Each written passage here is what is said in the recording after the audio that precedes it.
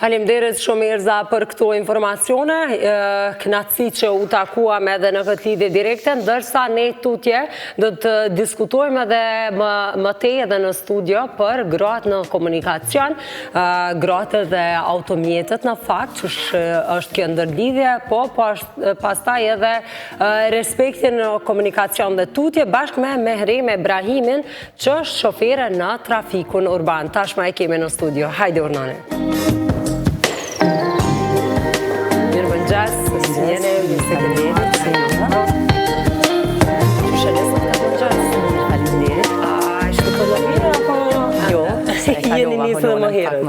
Faleminderit për ftesën dhe për besimin që gjithmonë e keni ndaj nesh ju mediat. Shumë kënaqësi. Po flasim pra për gratë në komunikacion, po na tregoni çysh është me qenë një shofer autobusit, një shofere në trafikun urban, edhe një grua në komunikacion. Është sfiduese, por edhe krenari, kërkon vëmendje, përqendrim dhe vetbesim. Jo, sa vjet keni që punoni në trafikun urban? Unë jam tash 2 vite 7 muaj që jam shofere rregull në ndërmarrjen e trafikut urban, ku menaxhmenti nga një sektor mbështetës ma besoj këtë punë, dhe unë tani më veç e kom kriju një përvojë bukur gjatë, kanë vetbesim në vete, kanë vetbesim, po edhe qytetarët e besojnë edhe e mirëpresin shumë. Janë shumë të ata që përdorin trafikun urban, do të që udhtojnë? Po, numri është shumë i madh i udhëtarëve që udhtojnë me autobusin tonë të trafikut urban, por kryesisht për momentin jemi vetëm 5 femra në ndërmarrjen tonë. Mirëpresim edhe vajza ose gra tjera që e dojnë këtë profesion dhe i besojnë veti që të vinë. E keni menduar ndonjëherë që do të jeni shofere autobusit, apo keni pas veç pëlqem për makinat, e keni dashur të vozitjen, keni qenë mirë në vozitje edhe pastaj tutje keni kaluar? Po, këto refleksa unë i kom vrejt qysh në kategorinë B. Tani nga dëshira e pasioni jem kam fillu të marrë kategorinë D dhe bëj shumë me dëshirë dhe vullnet, ku falë kësoj pune dhe kam arrit të hyra financiare më të mira, ku tani kam fillu me një kredi, ku edhe e gëzoj banesën që e kom marrë në falë kësoj pune, do me thonë veç do në për kushtem, për ndryshe, gjithë shka është sfiduese, por edhe arritshme. Pra në qësë të dëni, diçka munden edhe me arrit, këtë po thoni edhe pastaj pavarësohen edhe mënyrë financiare dhe ekonomike. Po, patjetër. Jeni të zonja të vetës. Sigurisht që po. Ka një dallim, apo jo, sepse unë vozis makinë, po jo autobus, dhe nuk e di, dhe të ka një dallim besoj, është i dukshëm, apo jo? Sigurisht është që duhesh të dish se me çfarë mjeti po kyqesh në rrugë, me çfarë mjeti po hen rreth rrotullim, është mjeti i gjatë, edhe duhesh me pas kujdes shumë me mbrapa me trapin autobusit, por pamja është shumë e mirë se sa e mjetëve të vogla. Po, pamjën e kene edhe ma mirë. Absolutisht, po. Vërini gjithçka edhe më largë. Gjithçka edhe më largë.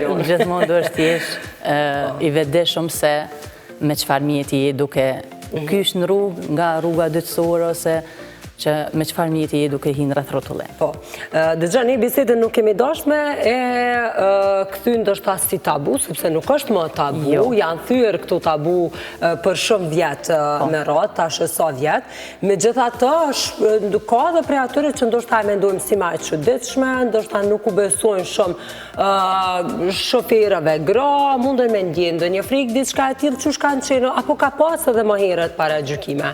Cilat kanë qenë përshtypjet e para të rrethit tuaj në momentin kur ju vendoset që t'jeni një shofer autobusit? Kanë qenë shumë preshëmirë, se unë gjithmonë jam kanë pak më e gjallë, edhe në familje dhe nga ana e bashkëshortit, jam kanë tip më e gjallë dhe gjithmonë e kanë ditë që unë do t'ja dalë, por edhe të qytetarët pritet shumë mirë. Kjo tabu është do më thonë kohë ka prut veten edhe të ne në Kosovë të i di që në përrendim ka edhe shofere femra, por edhe mërgjimtarët kur vinë në Kosovë, për shembull, e presin shumë mirë, që edhe në Kosovë pas ka femra, po e shohin zhvillimin, por edhe e besojnë profesionalizmin tonë.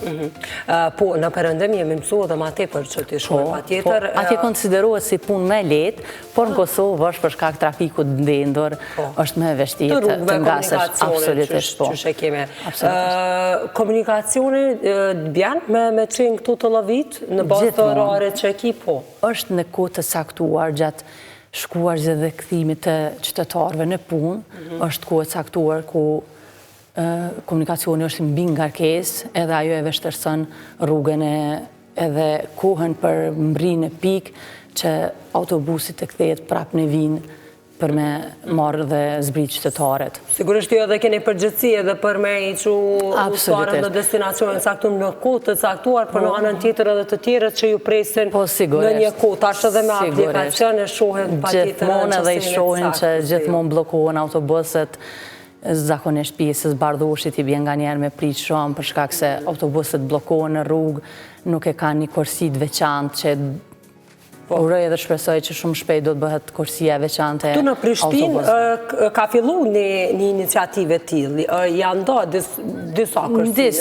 në disa pjesë. A respektohet apo jo? Jo, mjaftueshëm. Gjithmonë bjen me bana shkalem, deri gjatë ndrimit shiritit, krijon vështirësi për shkak se çdo minutazh për autobus është i çmueshëm, ku shoferët munden me kriju panik që nuk po munden me mri me kohë, edhe thjesht bëhet një punë shumë e madhe nga ana e shoferëve dhe konduktorëve që janë në terren, ku japin maksimumin për të qenë në shërbim të qytetarit. Ç'është është komunikimi me qytetarët? I mirë, i bashkëpunueshëm, i mirë, thjesht na presin shumë mirë edhe pse kur mbesim komunikacion nganjëherë munden me reagu me pas reagime të ashpra për shkak që edhe moti tash është i ftoftë, por kryesisht mirë. Ata mundën me qenë të zakonshëm, fytyra që jeni mësuar. Po ndryshon, gjatë 2 muajve për shembull jeni në një linje caktuar që menaxhmenti e cakton edhe inxhinieri i orarit. Atë mundesh me u njoft me qytetar, por në momentin që e ndron linjen çuditërisht. Se ndron edhe linja. Absolutisht, çdo 2 muaj bëhet ndrimi i orarit, por çdo 1 muaj është një orar i caktuar, kurse orari tjetër ndryshon për shkak që korrekcisë që të bëhet me gjithë kolegët. Komentet më të mira që i merrni prej qytetarëve kur ju kam pa juve ndoshta qoftë për herë të parë në autobus, qoftë komunikimin që munden me pas, sidomos ata të moshuarit janë kryesisht ata që duan të hyjnë më tej në biseda, gëzohen madje kur na shohin të punu, çfarë do lloj pune qoftë ajo, gëzohen kur na shohin që trit janë të fokusuar edhe po vazhdojnë. Shumë e vërtetë, është sikur me qenë prezent e vlerëson shumë mirë. Do me thonë të moshuarit që kanë kalu kohën më përpara në perëndim, kanë pa femra në për qytete tjera dhe kanë thonë që kur do të vjen kohë edhe të na të shohim shofere femra. Edhe kjo ju vjen mas shumë të në paqe e përcaktojnë ose e thojnë direkt me neve shoferët. Dhe komunikimi pastaj me pjesën tjetër stafit, kolegët e tjera është shumë bashkëpunues, është shumë kolegial, bashkëpunuar me një ekip që zakonisht kur ngec dikosh në kolonë ose bëhet shumë me tollovi, i kalojnë përpara, i ndihmojnë një tjetrit, është shumë ekip edhe raport kolegial dhe bashkëpunues. Sa ka respekt për autobusin në këtë rast, nuk po theme vetëm për shoferën, qoftë në makinë, qoftë aty, do të thotë në komunikacion. Japim për parësi autobusit apo jo? Shpeshherë nguteve me dalë fare se ku del autobusin. Ju duket që gjithë pamjen pja merë, ama duhet shumë me reflektu edhe pjesëmarrësit tjerë në komunikacion se autobusi e ka kohën e vetë, i ka bukur të madh një numër të udhëtarëve brenda, edhe qëllimi jonë është që udhëtari me qenë në kohë të caktuar në vendin ku ka me shku, edhe në kohën reale që ai mendon me arritë dhe mos me qenë i bllokuar absolutisht nga pjesëmarrësit tjerë në komunikacion. Diçka tjetër që duhet me pas parasysh qoftë edhe si udhëtar, nëse është në trafikun urban, pjesa ndoshta ku presin, stacionet, koha e dur, unë e di që sa i përket edhe trafikut urban nuk është se i pret shumë, ka kohën e caktuar, pret, hypin udhëtarët, pastaj tutje nuk është. Vazhdojmë. Është probleme që këto zakonisht paragjikohemi pse s'po na pretni. Autobusit tashmë xhepat janë largu nga stacionet. Do me thonë, në momentin që autobusi rën mbi 2 minuta në autobus e pengon rrjedhjen e komunikacionit, kështu që mbrapa tjetri është autobus dikon 5 minuta ose 10 minuta, mbrapa edhe nuk e kem obligative me prit udhëtarin. Një udhëtari do të jetë më i kujdesshëm, tjetë me kohë në stacion, tjetë i vedishëm që autobusin nuk e pret. Edhe nuk e kem obligim me prikë se për këtë pjesë gjithmonë paragjikohemi që nuk po na pretni. Nërsa nuk është vetëm si njeri, po në fakt përfaqëson institucionin. Absolutisht. Si shoferë dhe pastaj tutje patjetër që duhet me respektu dhe rregullat e komunikacionit. Po me policinë e Kosovës? Keni marrë gjova jo? Kom marrën e për 2 vite e 7 muaj kom pagu 2 gjova që kom shkaktu aksident, për ndryshe jam në shkaktim aksidente. Amen. Faleminderit shumë faleminderit. Po ka aksidente të vogla, sigurisht që na jemi në komunikacion për rreth 8 orëve dhe ndodhen, kjo është pjesë edhe nuk bën me stagnu pse kini aksident, duhet me vazhdu, mos mu zhgënjy, ato janë pjesë të punës, kështu që për në semafora jam shumë e kujdesshme. Tash edhe me kamerat sigurisht. Po, tash sigurisht që kena edhe vrejtje, më me thonë, pri menagjementit që kujdes, se për shkak se automatikisht policia e Kosovës i dërgon me email në trafikun urban, kështu që gjithmonë gjatë bisedimit me menagjementin thonë që t'jeni kujdesshëm, se për shkak që është e kushtueshme. Edhe mundet me ardhur deri te konfiskimi i patent shoferit, siç e dim, edhe pikë negative. Dëshirojmë. Absolutisht, jo, absolutisht. Për ato të cilat na shohin, gratë të tjera që kanë qef vozitjen, kanë menduar ndonjëherë të jenë edhe shoferët e automjeteve të tjera, jo vetëm të kategorisë B, por edhe të kategorive të tjera, çka ju kishit bë?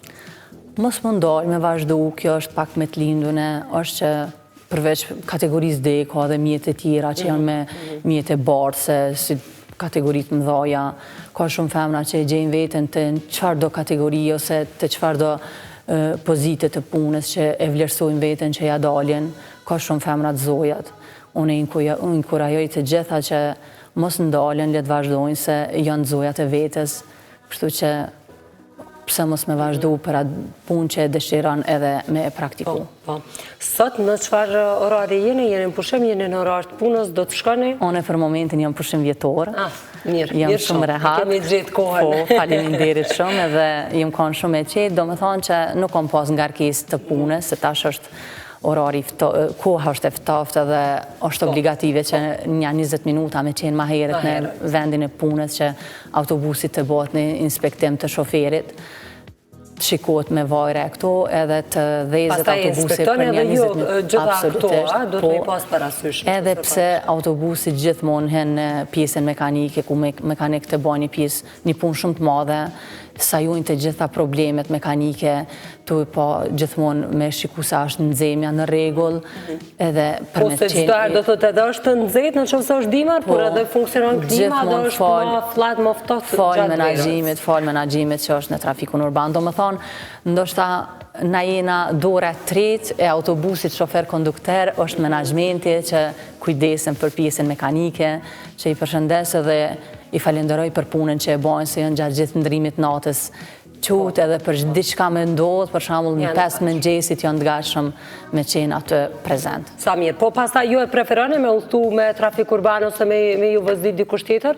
A lodheni ndonjëherë nga vëzditja kështu dhe me thonë po jam udhëtare sot edhe po ri, jam pasagjer? Unë shfrytëzoj trafikun urban, edhe pse faleminderit për trafikut që ne kemi pa pagesë trafikun urban, gjithë punëtorët të trafikut e përdori trafikun, se sigurisht që edhe unë lodha nga njëherë prej mjetit madhe dhe du me kanë relaksume, zakonisht kur dalë me fëmijë në qytet, unë shfrytëzoj trafikun urban, po edhe dalë edhe me makinë kur ka me dalë jashtë urbanit. Jashtë. Kurse ne edhe xhepin për në anën tjetër ruan edhe ambientin. Por edhe qetësinë. Po edhe qetësinë, shumë mirë e ke. Se trafiku, thasha ma herës, shkakton edhe nervoza. Sigurisht, duhet shumë me punu emocionalisht dhe me qenë e qetë se komunikacioni për e bandë veten, por po ja dalim. Ju përgëzoj për punën që po e bëne, ju falemderit po ashtu për kohën, që keni ndonë nga pushimi juaj për me qenë pjesë e emisionit mëngjesit, gjithë herë knatësi edhe për ne, qoftë me qenë pjesë e bisedave, po qoftë edhe me realizu story për emisionit mëngjesit. Falemderit shumë. Gjithashtu edhe juve, falemderit.